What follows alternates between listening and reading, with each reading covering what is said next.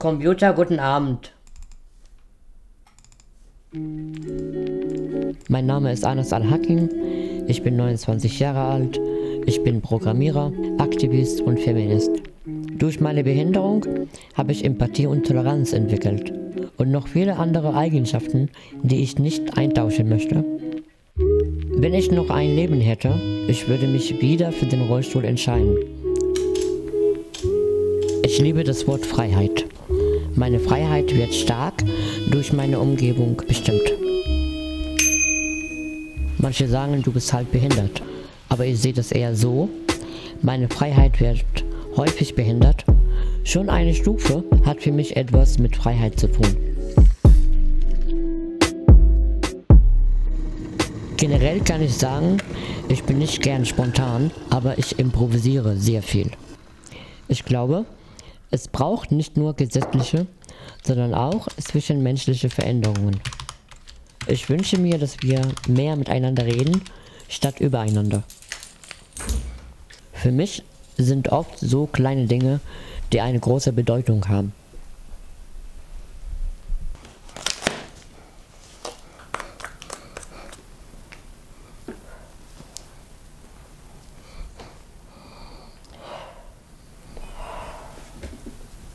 Fitness bedeutet mir sehr viel. Beim Training erreiche ich ständig Sachen, die andere mir selbst nicht so getraut hätten.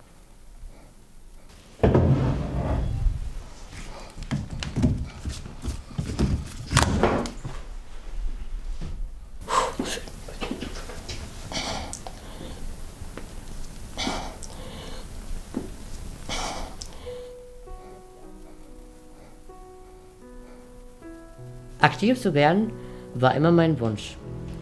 Es hatte zu Beginn weniger mit meiner Behinderung und mehr mit meinem Migrationshintergrund zu tun. Bei Empowerment Now setzen wir uns dafür ein, dass Menschen mit Behinderung und Migrationshintergrund auf allen Ebenen besser wahrgenommen werden. Ich persönlich beschäftige mich mit dem Abbau der Barrieren im Kopf und in der Außenwelt. Das Wort Entschlossenheit mag ich viel mehr als das Wort Motivation. Wenn du entschlossen bist, dann setzt du dein Vorhaben um. Das Wichtigste in meinem Leben ist die Freiheit. Ich interpretiere die Freiheit so, dass ich auf keine Hilfe angewiesen bin, um meine Ziele zu erreichen. Alle Menschen brauchen andere Menschen, nicht nur Menschen im Rollstuhl.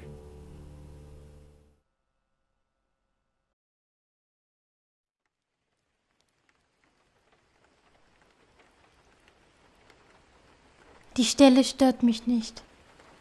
Der Krieg ist laut. Ich mag die Stille. Auf die Flucht dachte ich oft an Belle aus Die Schöne und das Biest. Sie ist eine Abenteurerin. Das trage ich auch in mir.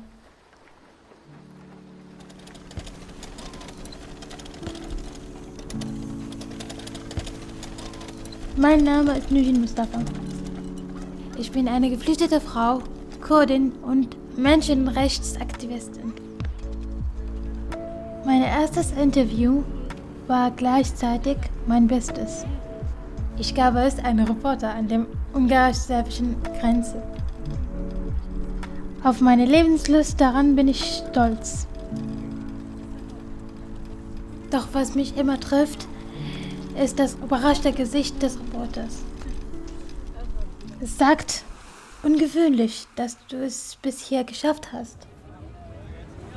Erstaunlich, dass deine Familie dich nicht zurückgelassen hat in Syrien im Krieg. Es macht mich wütend, dass Menschen mit Behinderung oft nicht mitgedacht werden. In meinem Leben wurde ich oft unterschätzt. Doch ich habe immer an mich geglaubt. Ich liebe es, ich selbst zu sein. Heute verbringe ich nur noch Zeit mit Menschen, die positiv für mich sind. Vor allem meine große Schwester. Geografie. Okay. Australien Hauptstadt. Canberra. Kanada Hauptstadt. Ottawa. Es wäre schön, wenn Menschen dieses Video schauen und sich denken, oh, sie macht ja ähnliche Sachen wie ich.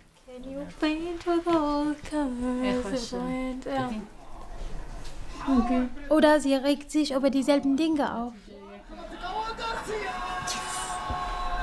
Das Fremde ist nur so lange fremd, bis man die Gemeinsamkeiten sehen kann.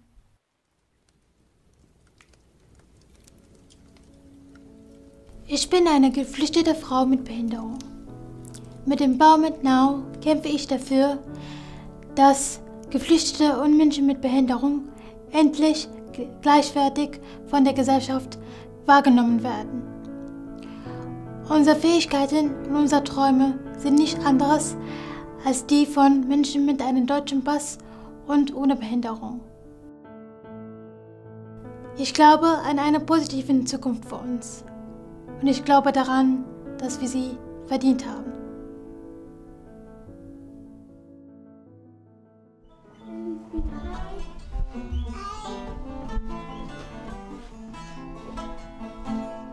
Manchmal sind Momente so intensiv, dass man gerne darauf verzichtet hätte. Manchmal sind ganze Jahre nur still. Ich kenne beides.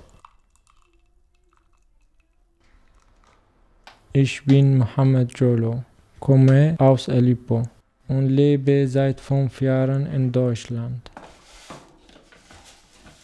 Der Abschied in Syrien musste ganz schnell gehen.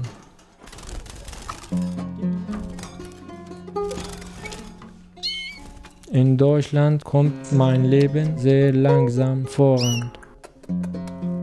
Es dauerte 2 Jahre, bis ich einen Deutschkurs bekam. Aus Tagen werden Jahre, in denen sich wenig bewegt. Nur meine wunderbaren Kinder wachsen. Und dann auf dich schmeißen, dann bist du Eismensch. Ich will guter Vater sein. Sie hat kleine Wohnung und sie wohnt alleine. Als blinder Mann, ich kann mir vieles gut merken. Katze, Huhn gegessen, das hier. Und sagt, ja, ich bin satt jetzt. Ich gehe ins Bett und in Ruhe schlafen. Und es ist fertig. Hat dir gefallen?